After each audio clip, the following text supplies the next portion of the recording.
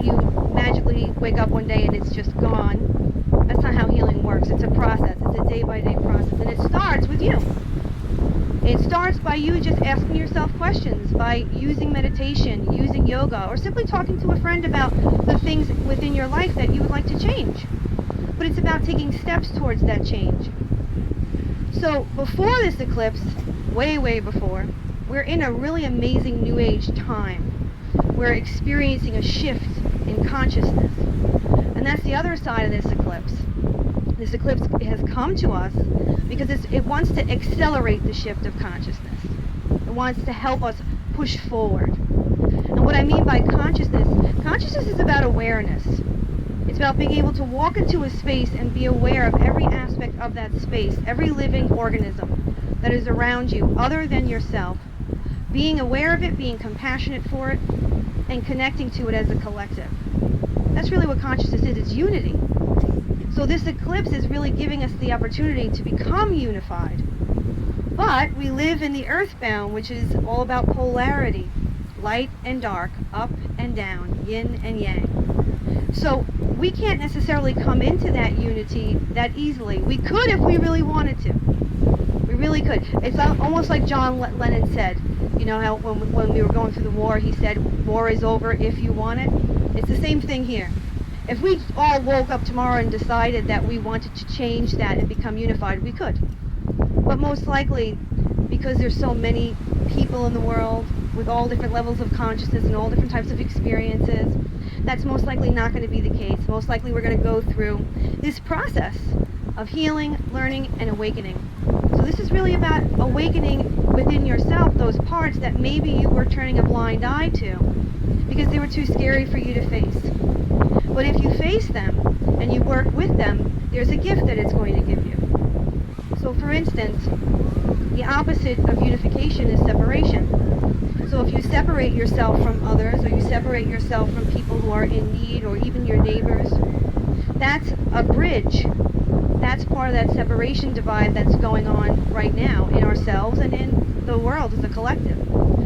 So the other aspect of this is the collective aspect, which is really important because, and we're not going to get into anything political, we're going to keep it all nice, but we are going to say that if anybody turns on the news, we see a lot of this today. We see a lot of divide, a lot of separation. And there's no coincidence in that. The astrology that's over America right now is really intense. We have 3 planets, Saturn and Uranus and Pluto, that are actually opposing America. It doesn't get more difficult than that. And it's a transit that lasts 10 to 15 years. But from now to 2020, it's supposed to be at its height. So we all need to be very aware of what we're feeling and what we're thinking, and if we're being compassionate to one another, if we're being compassionate to ourselves. Because that's what this eclipse wants us to do. It wants us to come inside of ourselves, find the love, find the unity, find the compassion, and connect to each other so that we can move this shift of consciousness and accelerate it faster. So it's a really interesting concept, but it really is an experience that we're all having. So if you even think about what an eclipse is, right? It's the moon covering the sun. So it's the darkness covering the light. It goes over the moon and it becomes dark. But what people don't usually realize, and I learned this a lot in my studies in the Buddhist temples that I studied in, that darkness is probably your greatest friend. If you understand it that way, and if you use it that way, it really can be your most profound teacher. So for me, my darkness, came at a very young age.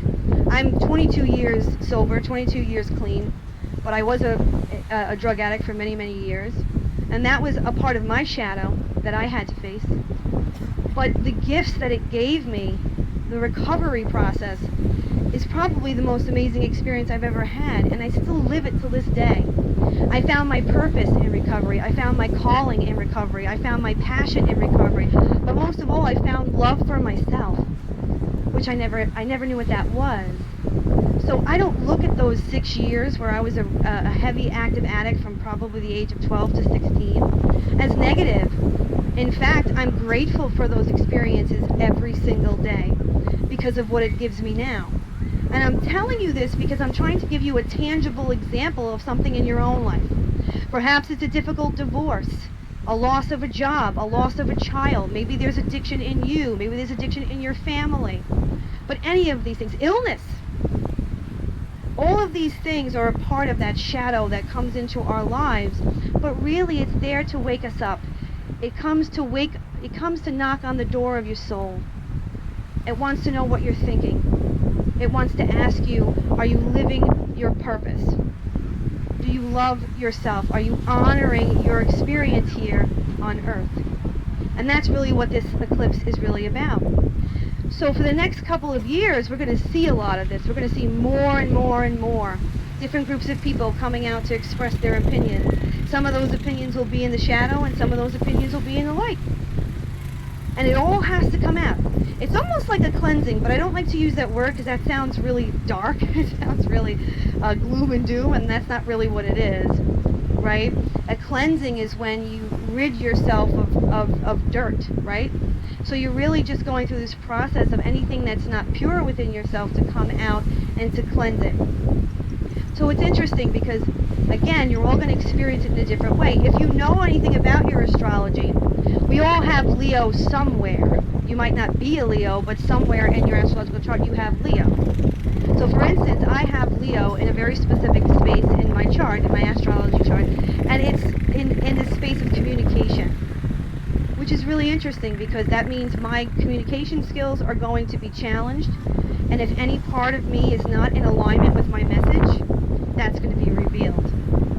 So that's a big energy for me because my whole world is communications. That's all I do every day is talk to people, talk to people, talk to people. So it's going to bring that up in me. So if you have an astrologer, you can also ask them where your Leo placement is to kind of see where it directly affects you. But that's where it's going to affect you the most. But outside of that, if we just look at it as a whole energy, it's just going to be affecting you either way. So one of the things that you can do during this time is really sit with yourself. Don't be afraid to sit with yourself and start to ask those really difficult questions. What is in my life, if there's anything in your life where you're not being honest?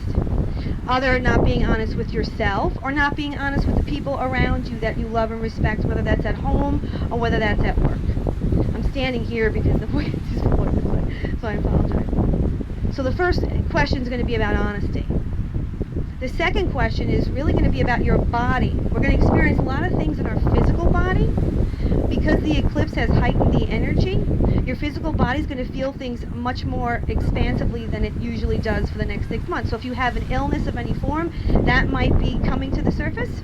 If you've never had an illness, all of a sudden one may come to the surface, and they can be little things, like headaches. It doesn't have to be something big, but the body is also affected by the eclipse. So you want to pay close attention to what your body is feeling. And the other aspect of that is, let's say you do have something that chronically reoccurs. Maybe you have chronic headaches, but you're not paying attention to it. This is going to force you to pay attention to it. It's going to bring it up and ask you, is there something you want to do about this in this moment? Do you want to shift this? Do you want to